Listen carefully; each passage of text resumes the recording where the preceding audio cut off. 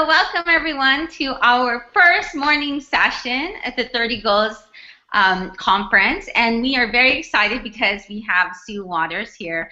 And Sue Waters is well known for being part of the edublogger.com and giving lots of support with teachers.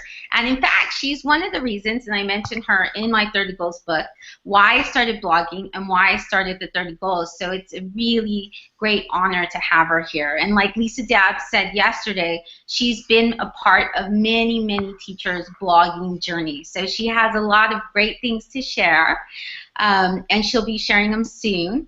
I'm going to have her say hi to you really quick, and then I'll let you know a little bit more about her and what she's going to talk about today while she gets the slides up. So Sue, do you want to say hi to everybody? Hi everyone, it's great to be here and thanks for inviting me, and hopefully I'll remember to talk slowly so that everyone can actually understand what I say because of the Australian accent. And that's one of the great things too, is with an online conference, you can meet from anywhere in the world. So we're really excited to have Sue here. So Sue's going to be sharing her slides.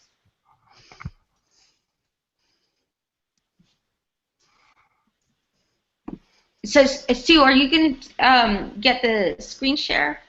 Yeah, I'm just about to start a screen share, so if you want to do your bit, I'm just about to get my screen. And just to let you know, part of this presentation is a project that Sue is doing, and I've added that in the chat box as well. She's the support manager at EduBlog's Campus Press and also leads the famous EduBlog Awards team. Sue actually, she's also very connected, and she has a lot of information on sharing different types of tools, so I definitely recommend that you visit the EduBlogger. So we're going to go ahead and let her begin. Thanks again for the great introduction, and I just wanted to say up front that the whole purpose of this session is to just give you some helpful tips to either get you started blogging or to take your blog to the next level. Because of the short period of time that we do have for the presentation, what I've done is I'm going to be providing tips that people in my network have said that either they think I should share with people that are starting out, or they're already blogging but they they want some more tips. So hopefully it all helps. So the first thing I really want to start off with is talking a little bit about my story, because I think a lot of people, when they hear about blogs, probably are very similar to myself. I was first introduced to a blog in 2006, and I said to a friend, I said, can you show me what a blog is? I've heard people talking about a blog, but I don't get them. Can you show me one? And because I was trying to work out how I might be able to use a blog with my students, and she showed me a blog, and I went, gee whiz, yeah, I sort of get it, but I just can't see any point in blogging. I can't see the value. That just seems pointless and definitely not something I'd want to use with my students. And so I kept on doing what I was doing. So at that time, I was connected, and I was learning online. But what I was doing was, as I learned something, I'd already decided and made that decision that I was going to share what I was learning. And what I was doing was I was sharing it on podcast sites. So I had podcasts, and I was sharing audio, and I was sharing video. I also had a wiki, several wikis, and I was sharing how-to information on a wiki. And that was pretty good for about a year. But I eventually reached the point where I actually wanted to reflect on what I was learning, and I found I couldn't really do that reflection on a podcast site, and I couldn't do that on a wiki.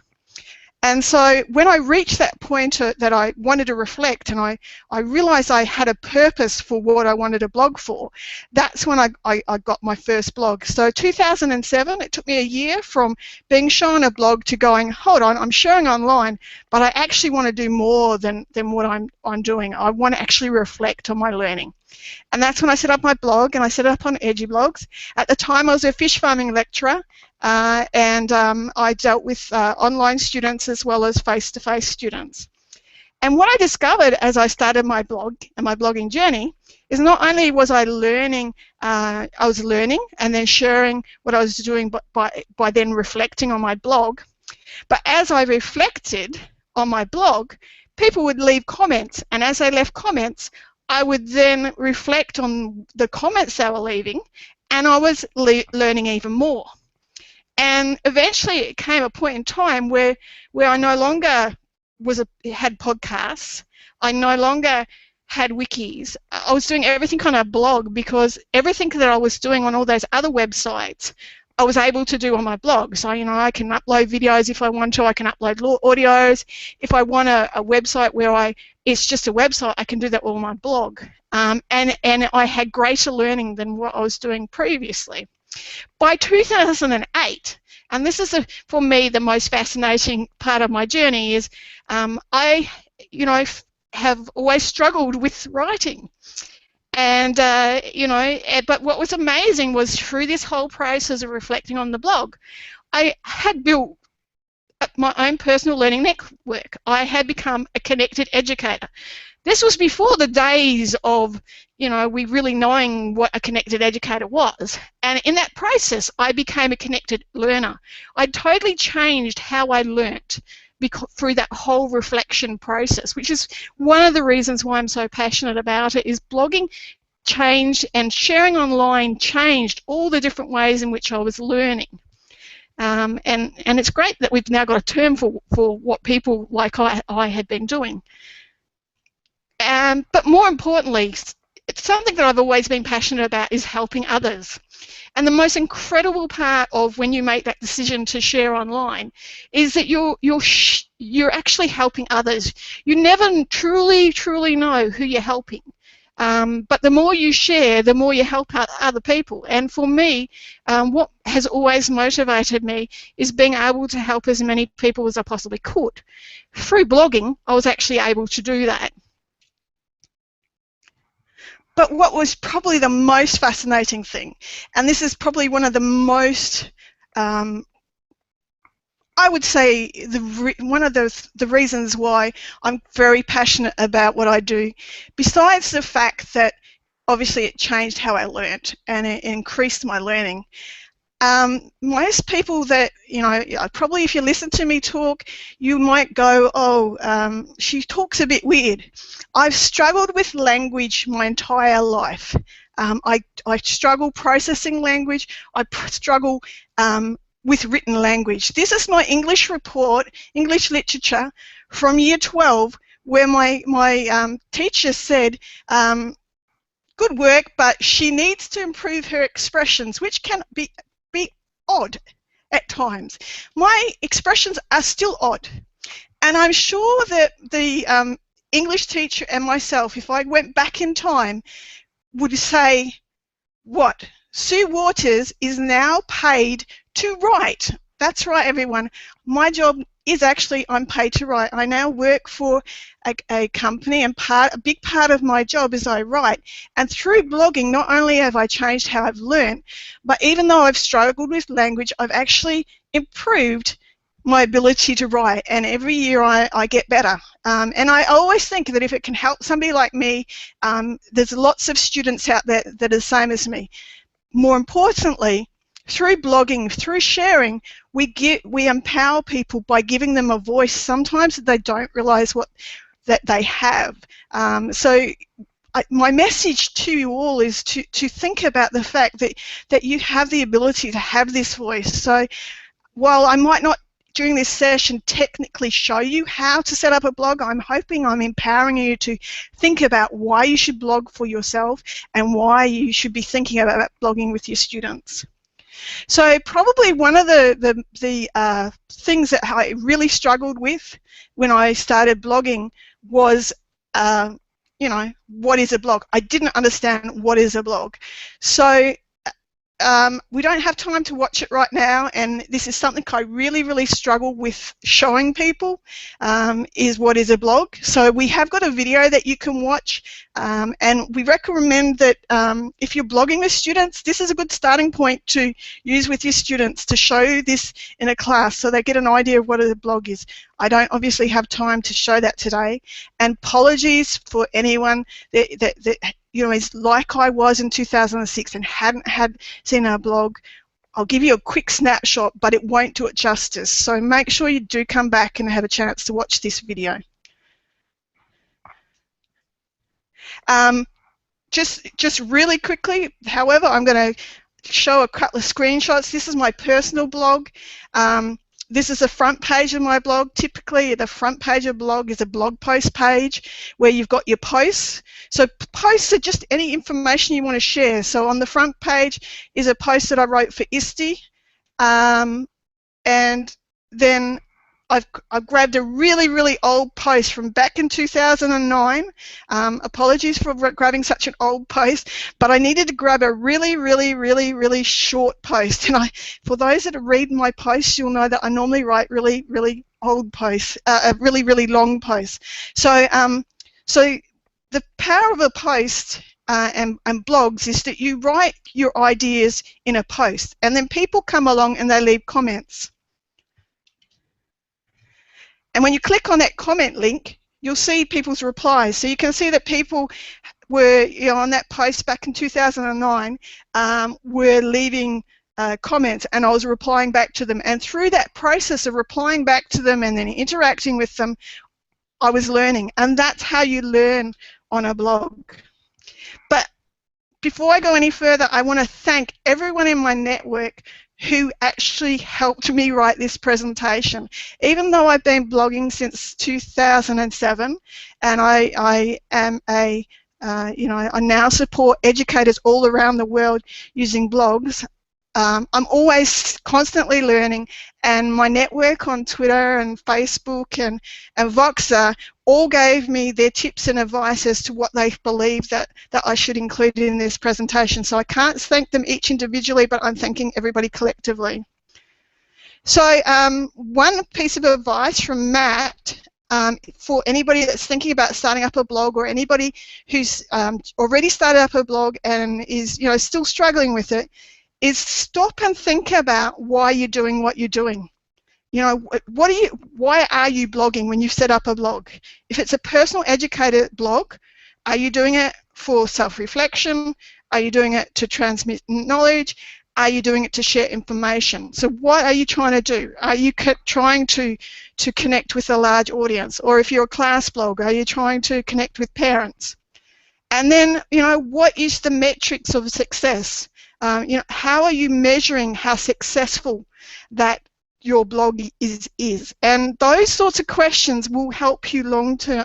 Answering those sort of questions will help you long term. So in my case, the reason why I blog is because I want to reflect and share my learning. It's not changed in all these years. It's stayed the same, and I've got links to the blog, my two main blogs. And my second reason why I blog is to help others. Each of us has our own reason why we do what we do, but think about why you do what you do and let that guide you as to, therefore, what you might blog about. And then my personal metrics. How do I work out whether my blog is successful or not? Sorry. For me, did that reflection help? Did it help with others? If it does achieve both those aims, I'm happy. And one of the biggest traps when people first start blogging is one of their metrics will be stats. And for some people, when they worry too much about stats, they then start worrying about their audience, and they start worrying about writing for the audience. And one of the biggest things that can cripple a new blogger is worrying too much about that audience. So yes, if you want to look at stats, but you know, don't obsess over them. Don't compare yourself with other people. Remember, go back to, again, why did you start blogging in the first place?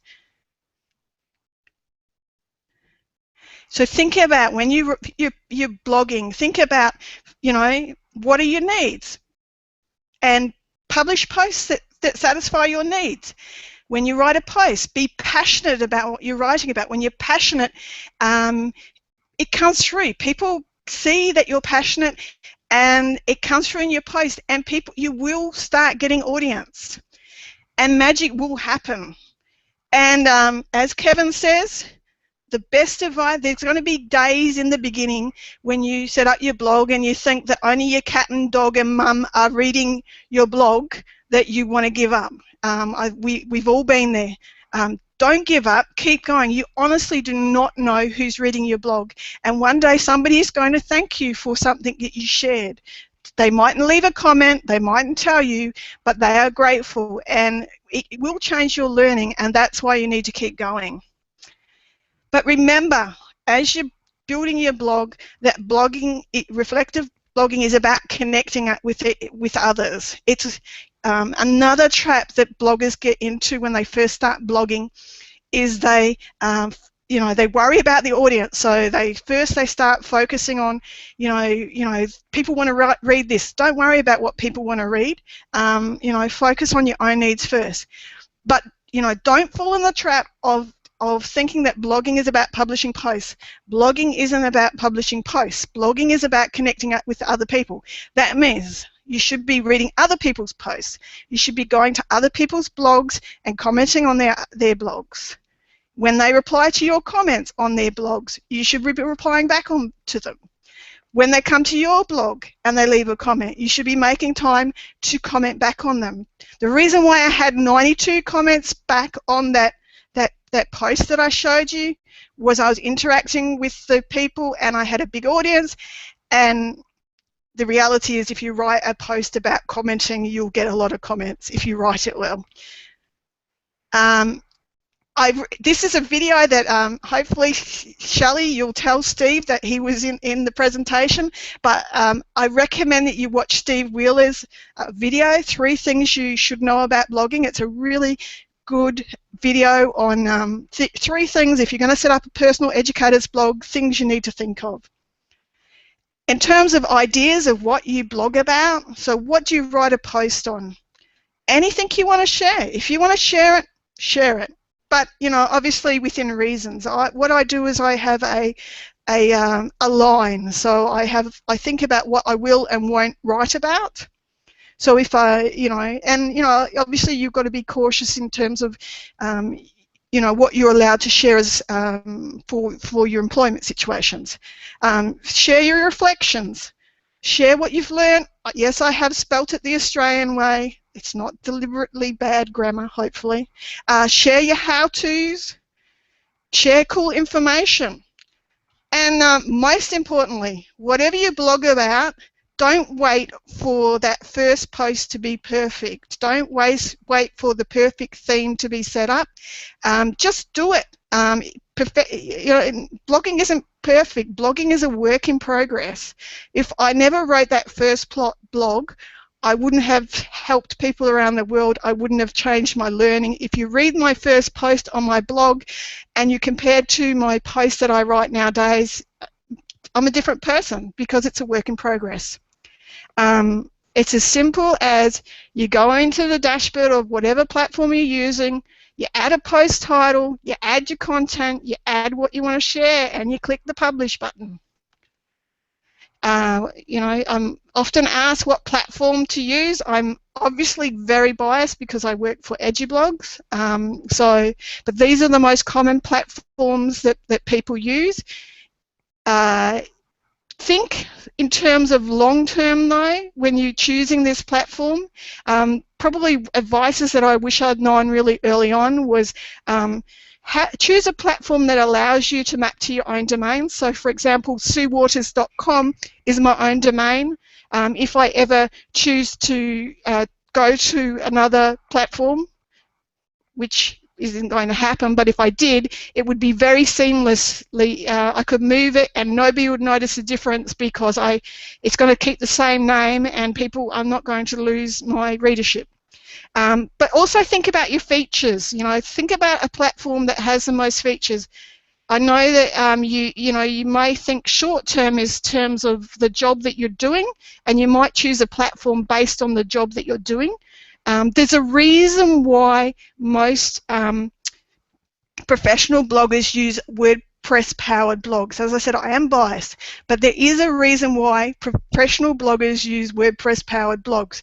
So if you looked at any of those, those scenarios, and as I said, I am biased, if you looked at the scenario of being able to map to your own domain and the most features, a WordPress-powered blog like EduBlogs, WordPress.com, WordPress.org, is often the best choice, because a few years down the track or 5 years down the track, sometimes people, wish they had been on WordPress. However, do your research.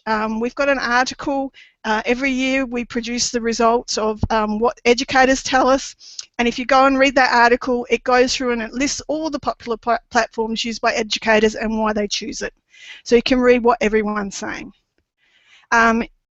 Obviously, a short session like this, I can't step you through how to set up a blog and go step by step, this is how you do it.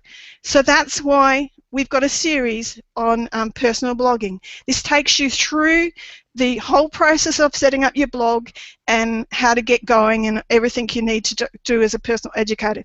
If you want to do it for a class and student blogging, we've got another series. The steps have obviously been designed for EduBlogs, but can be adapted for any platform. I know that I'm running out of time, so just some extra tips that people often ask me and have told me I need to quickly share is one thing that can be a challenge when you first start blogging is keeping up the momentum. People say, oh, how do you make time? It seems like a struggle. I don't see it as a struggle, but some people find when they first start out having a blogging routine helps.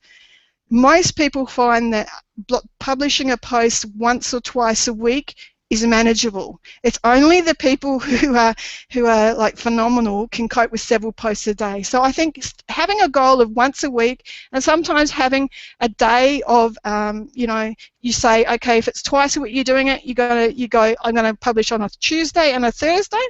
It's okay. You can actually schedule your post. Whoops, pressed it too soon. You can actually schedule your posts to publish on Tuesday and Thursday, for example, and write them one day. But don't be tempted to publish both your posts on the same day if you only ever publish a few posts every now and then. In terms of publishing posts, I'm going to be publishing a post at the end of this session that's a really, really, really detailed post. You'll need a cup of coffee and some chocolate to read it, but it covers everything that I've covered in this session with links to things. It includes links to, if you're struggling for post ideas, there's some ideas. So obviously one really good idea is if you're working through the 30 Goals Challenge, is part of the 30 Goals Challenge is to reflect on your learning. One of the great ways to reflect on your learning is to post it on your blog and then share it out with the 30 Goals community. So there's lots of ideas in the post about post ideas and where to get ideas when you can't come up with things. Another one is to create a list of post series you might want to do. I'm often asked about post length. If anybody tells you that there's an ideal length for posts, there is no ideal length for posts. Once upon a time it was a post needs to be short and tiny and stuff. That isn't the case. There's a lot of principles involved in it. At the end of the day, it's quality that counts. I write the longest post in history and they work well. And finally, eventually you'll need audience. So if it's all about reflecting and learning, eventually you do want to have audience because you want to have that commenting. So in the post I've given some ideas of how you can build up audience. So think about how you can build up audience. And thanks everybody for being so patient as I've tried to motor through a whole pile of content. Hopefully my friend Brett doesn't mind that I've used this photo, but that's a picture of me in the back because we were trying to hold the camera. That's us. Several of us go out every weekend walking, and I thought that was a nice photo of me to share with you. And you can connect with me anytime at Sue Waters. You can check out my main blog known as the Edgy Blogger, my personal blog, suewaters.com, and of course the Teacher Challenge. And Shelley, did you want to, I'm going to stop sharing and you want to come onto the mic and ask questions? Well, thank you. We've had lots and lots of positive comments. So I'm going to go ahead and read you one of the comments so that while we're waiting for people to answer questions. One of the comments was by Crystal Ernst, and she said that she used the state of educational blogging information to become more informed before she went to her admin to convince them to let her students blog. So I think that's pretty powerful because she used one of your resources and that's how she was able to get her students to blog. So I think that's pretty amazing. Yeah. I was going to reply. Yeah, I was going to reply back to that. And thanks, Crystal. That report we've been doing now for this year will be our 4th year. And the reason why we started doing it was we got so many emails from people saying, even now we're still being asked, you know, why should you be using them with students? And that's why every year we still survey. Yep. Next question. We have C. Maxie, and she says, I want my kids to blog this year. I would like everyone in the class to be able to see and comment, but I want to go beyond the classroom. Any recommendations? Okay, so the first place I always recommend starting is the Blogging with Students series, because our Blogging with Students series is very much focused on connecting with other classes and doing it in a global audience. So that will guide you through the process, and it will take you step by step through what you need to know, and it provides links to other, class blogs and student blogs, so you can see how other educators do it.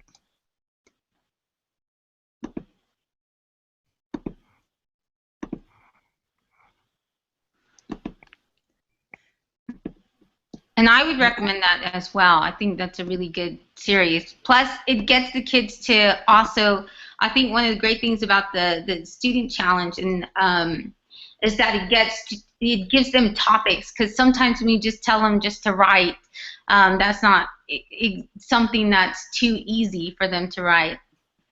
Part of the Teacher Challenge series, Blogging with Students, part of that series, towards the end of it, where it says connect with other classes, has the student challenge in it and says, that's a really good way to do it. So the student blogging challenge, it's run twice a year over 10 weeks, and I know Sue White's in the chat area there, so hi Sue. It's an amazing series, and so many teachers have told us how much that student challenge series has helped their students. Well, Peggy George, earlier she made the comment that you're the blogging queen, and I definitely agree with that. But she also asked the question, what do you think of comments for kids to encourage student blogging? Yeah, look, I love comments for kids. A lot of educators use the comment for kids hashtag to connect with each other, encourage people to come and leave comments on their student blogs, because students are exactly the same as us.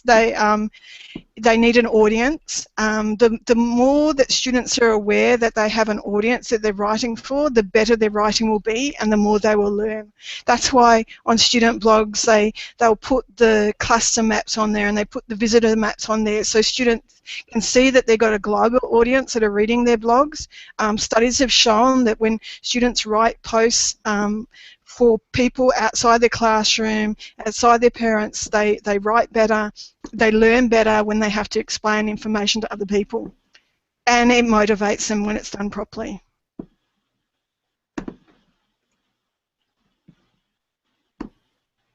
And you answered my question. I was going to ask you how long you had been blogging, and then you said it right afterwards too.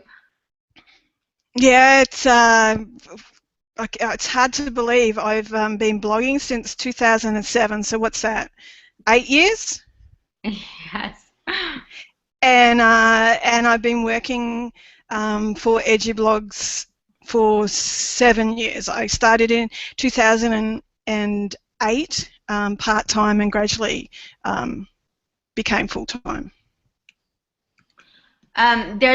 Okay, so Maria Colosa asked, well, she says she teaches adults, and if there's any adult or learning English spaces, so I'm thinking maybe if you know of any edu bloggers who have a language blog that maybe they do really well that you would recommend.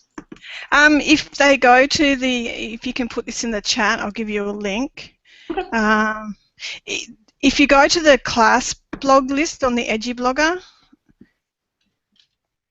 hold on, I've logged into EduBlogs to publish the post and the links change. Just hold on a second. So we have a class blog list that separates the class blogs into different categories, and there are some blogs in that link that are for those sorts of students. And from memory, I think Sue gets some English language ones as well in her student challenge. But she'll be able to confirm that in the chat. And of course, Larry Filazzo is always a great resource for language learners. Larry is a great great for any teacher. You know, even though the tips that he shares are targeted for that sort of area, the tips he shares are just applicable to any students. So I've just added a link there about check out these class blogs, and there's links to adult learners as well in there. Oh, okay. I think one of the so I think it's also important to say that globally I work with K through to 12 to universities and colleges. So I work with the entire spectrum, and the principles of blogging really are the same for all learners. It's the same process. So like our blogging with student series, even though it's written for primary age, and people feel it might be written for primary age, it's still the same principles. You just adapt those principles for adults. And she asks on top of that, she says, if I ask my adult students to blog, how should I get an audience for them? Well, obviously the first audience you should be encouraging is, for them to be reading each other's blogs. So the first thing you should be doing, if they are publishing posts, is obviously are they publishing posts on their own blogs or the class blogs. Often it's usually on their own blogs. So obviously you want to start them off by interacting with each other and commenting on each other's posts, and then moving them from that point to connecting up with other people.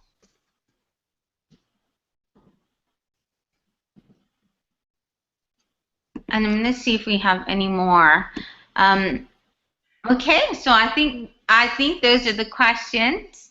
Okay, I'm also just popping a link into the here right now. If you want to share it to people, is the post that I've just published that covers everything that I covered in this presentation, but in a lot more detail. Oh yes, definitely, because there were some people in the chat who were saying they were looking forward to that. Yes, well, it's just been published, and that's why I kept turning my head away. Apology for anyone who was turning my head away from. It's not easy, running 3 different monitors and publishing a post when you're talking. Well, thank you everyone for coming, and we have to thank Sue for inspiring us today. I know she regenerated my passion for wanting to blog again, because like she mentioned, sometimes we get so busy and things like that we don't, that sometimes we just got to keep going and keep doing it. So thank you so much, Sue, and thank you so much for being a part of my blogging journey and just being one of the first people to ever even leave a comment on my blog. That was so meaningful. And thank you for being part of this conference. No problem, man. And it's good to know that. I mean, that's the great thing about sharing is that we all pay it forward. You know, each and every one of us has been helped by somebody else, and we pay it back by helping others.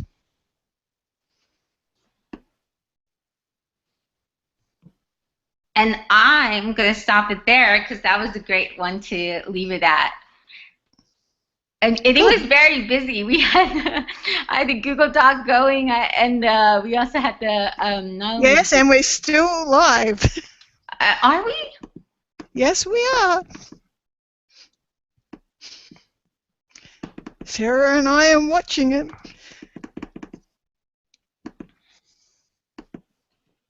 Well, the good thing about these things too is that you can cut them too.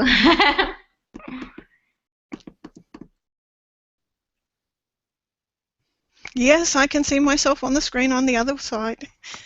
So I'll keep walking while you work out how to hang it up. So what's some other advice? Sarah, had you got any questions while you're sitting there laughing at us? You're too funny. I think that you did a fantastic job, Sue, and there was lots of great information. So I was tweeting it out as you were talking. So yes, I was watching the tweets as I was talking and watching the time and trying to fit it all in. Absolutely, absolutely. But what really stood out to me was your comment about how it doesn't have to be perfect, just do it. And I think that is just a great mantra. And I think that in general, that's a good rule of thumb. We always have to just try to seize that moment when it comes to us. So. Yeah, I mean it's really interesting because I don't know, probably 2 years into blogging, it might have been triggered by that comments count post. I had an educator email me, and she just wanted to know that whole concept of she said to me, do you ever worry about that your grammar mightn't be perfect or your English mightn't be perfect? Because she had spotted that there was some that I had a few issues with it. And I said, look, you know what, no I don't, because I know as a result of blogging that I've improved and I've got better at English. And I see that with our student blogs, and Sue White would say the same thing. When students first start blogging, especially sometimes the ones with slightly lower literacies, you can see they're just work in progress. And 6 months later, when it's done well, you can see that huge improvement. Another 6 months later, even more improvement, so that's why, it's like anything, do we wait till everything's perfect before we do things? No. Absolutely, I can definitely dig that. Yeah, that's totally relatable because a lot of people ask that about other things as well, like flipping, gamification. Should I wait till it's 100% done to do it? And no, you can just try it and just be very transparent with the students. Hey, we're learning together. Like we're just like how you were talking about being a lifelong learner. Then yeah, absolutely. Well, I think part of the challenge we face in the education system is that we have to have success and things have to be perfect, without remembering that some of the greatest inventions that have ever come about have resulted from learning from failure. Often we learn more from what we don't quite get right because then we're determined to get it right. Yes, absolutely. That is true. We learn so much from the struggle to grasp new concepts. So it's just amazing.